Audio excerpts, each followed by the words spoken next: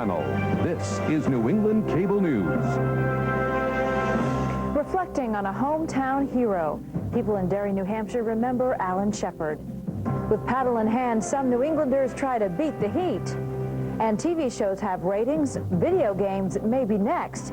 Details on New England Cable News Evening Edition for this Wednesday, July 22nd, 1998. Good evening, everyone. I'm Barbara McQuade. I'm Dan Harris. I'll have headlines in a moment, and Tim Kelly will have your forecast straight through the weekend. First, Barb has our top story.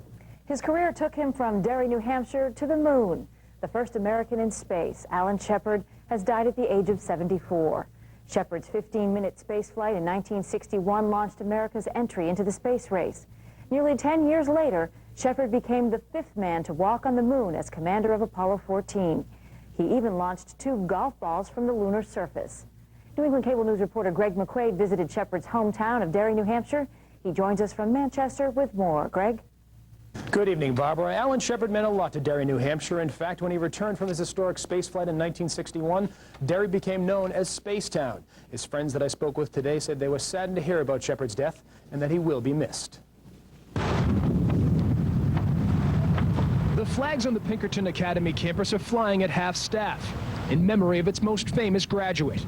Alan Shepard, the first American in space, died in his sleep Tuesday night. He was just one of a kind that'll be sorely missed.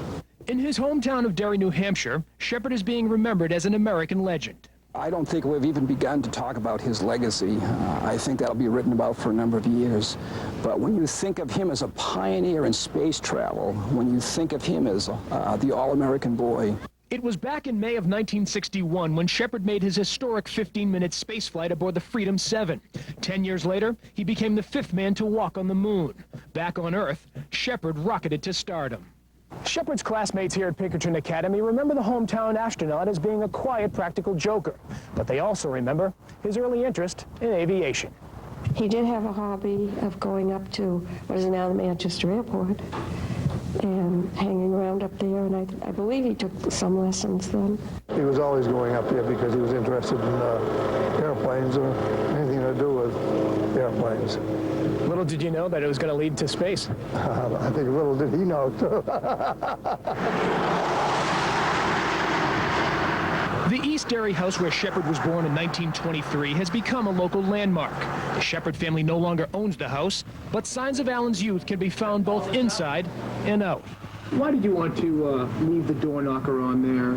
It was just part of the house. I mean, you know, it's the original. And we didn't do anything else to the house, so why take that off? Knowing what he has accomplished over the years, it gives you something to be proud of. He's put Derry right on the old map. Still no word tonight on what caused Alan Shepard's death. Now, there is a move in Derry to make his birthplace a national landmark. And in Concord today, Governor Jean Shaheen ordered all state flags to fly at half-staff. Barbara? Greg, thanks very much for that report from Manchester, New Hampshire. Alan Shepard, as we mentioned, was one of 7 Mercury astronauts picked to lead the first American space program. One of the other surviving Mercury astronauts, Senator John Glenn, reflected on Shepard's death. His battle against leukemia, unfortunately, did not come out the way we all would like to have seen it, but it's a big loss, and I've lost a friend, and the country's lost a great patriot. And President Clinton said today Shepard will loom large in the nation's history.